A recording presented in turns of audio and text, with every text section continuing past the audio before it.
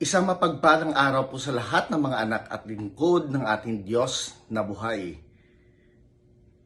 Ako po ay naatasan na magpahayag patungkol sa pagbibigay ng ikapo at pag-aalay o ang tinatawag na tithes and offering. Tithing o ang ikapo. Ito po yung 10% na parte na ating mga kinikita, either in the form of pera or produkto ng ating lupa. Sa mga baguhan sa pananampalataya, napakahirap ang magbibigay lalo pa at hindi po natin nauunawaan ang kahalagahan nito. Sa paraan ng pagbibigay ng ikapo, tinuturuan tayo ng Diyos na dapat nating unahin siya sa lahat ng bagay sa ating buhay. God is teaching us always to put God first in our lives, and that is the purpose of tithing. God doesn't need our money, but He wants what it represents, and that is our hearts.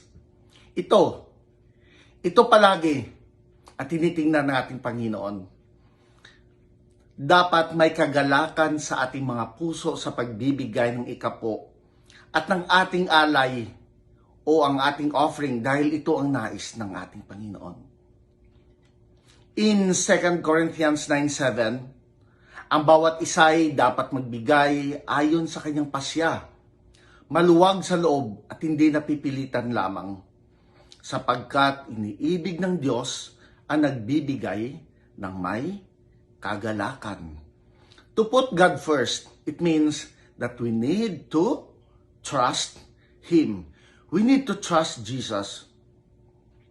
Mahigit 2 taon na ang pandemyang ito.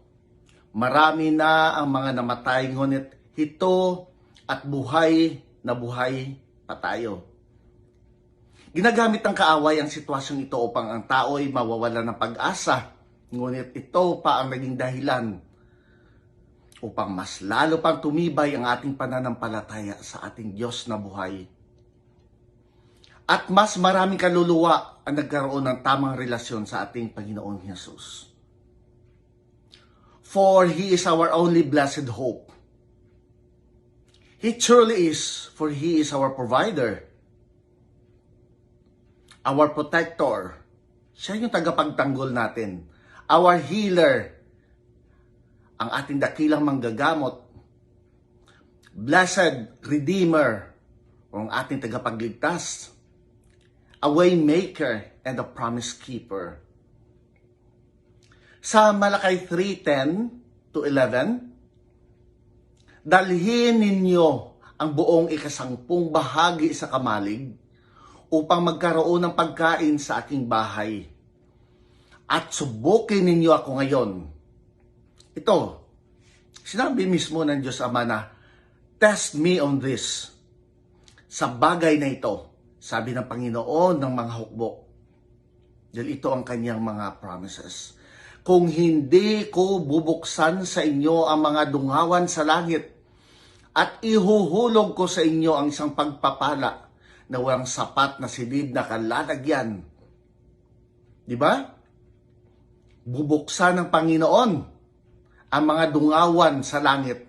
He will open the floodgates of heaven at ihuhulog niya sa atin ang mga pagpapala na walang sapat na silid na kalalagyan.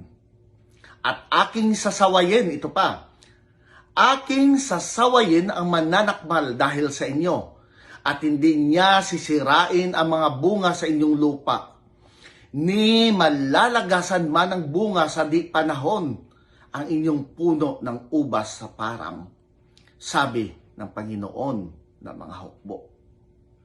Ito yung mga promises niya that God the Father will protect our produce. He will protect our jobs.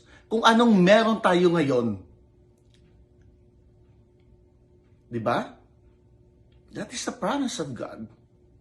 Obedience o ang pagsunod ni Abraham ang susi kung paano niya nakamit lahat ng mga pangako ng Diyos Ama sa kanya. Pagsunod sa lahat ng mga utos at ninanais ng Diyos Ama sa kanya. Ito yung isa sa mga susi kung bakit naging ama ng buong, or Abraham was called as a father of many nations.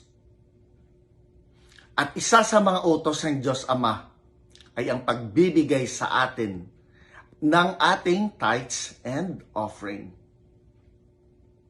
Ikaw, this is my challenge. Nais mo din bang makamit ang Abrahamic blessings kagaya ng kay Abraham? O gusto mong matanggap ang mga missing blessings? O ang mga naunsyaming mga pagpapala o mga kahilingan natin na supposed to be na natanggap na natin noon pa? Ang daming mga kahilingan natin na hanggang ngayon ay patuloy pa rin nating niluluhod sa Panginoon. Kung ang sagot po natin ay opo, tayo po'y tumalima at gawin ang kanyang mga utos. For tithings and offering is our act of worship to Him. Amen. Tayo pa'y tumayo at manalangin. Let us close our eyes. Thank you, Father God, for this wonderful word of truth about tithings and offering.